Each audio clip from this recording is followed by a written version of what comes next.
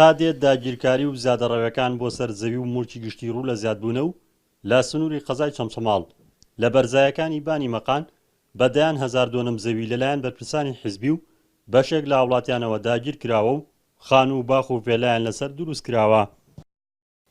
ئێستا نەک حکومەت و لایەنە پەیوەندیدارەکان ئیجراعات ناکەن لەگەڵ سەرپێچیکاران، بەڵکو پرۆژەی خزمەتگوزاریشان بۆ دابین دەکەن. ئەوەش نیگەرانی لای بەشێک لە وڵاتیانی نیشتەجێی سنوورەکە دروست کردووە. ئێستادا دەبینین لەلایەن بەرپرسان و دەسەڵاتدارانی ئەم شارەوە هەمووی سیاس کراوە و شوێنی هاوڵاتیان نەماوەتەوە بڕۆ هەمووی سیاس کراوە. جگە لەوەش کە ئەمە تەجاوزە لەسەر موڵکی گشتی حکومەت خۆی کار ئاسانیان بۆیان کردووە، مەکتەبی بۆیان کردوتەوە و ئاو کارەبا ئەمە ئەنە حکومەت نازان بۆ لەم پرسە بێدەنگەلی.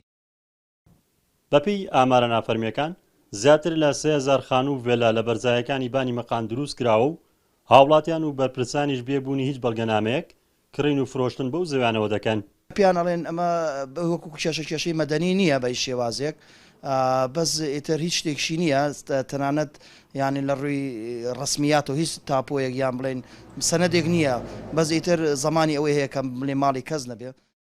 پەرلەمانی کوردستان لە ساڵی 2018دا یاسای ژمارەسەی تایبەت بە ڕێگری لە زیادەڕەوی و لابردنی لەسەر زەوی و زار و موڵکی دەوڵەت دەرکرد و تیایدا جگە لە لابردنیان سزای مادی و زیندانی بۆ سەرپێچیکاران داناوە، بەڵام تا ئێستا کار بە جێبەجێکردنی یاساکە ناکرێت. ئێمە ئاگادارنامەکانمان هەموو ئامادە کردووە، ئەدرێ بە لیژنەی تایبەت کە لە نوێنەری بەڕێز قایمقام و شارەوانی و نوێنەری ئێمەش پێک دێ بۆی خەڵکان لێ ئاگدار بکەنەوە بە لابری زیادەڕەوەکان لە ماوەی بسوار کاتژمێر، ئاگادارکردن ماوەی بسوار کاتژمێر و پاشان 48 ساعت بەلابردنی پاشەوە ئیجراعاتی یاسایی دەکرێت بەرامبەر ئەو کەسانە.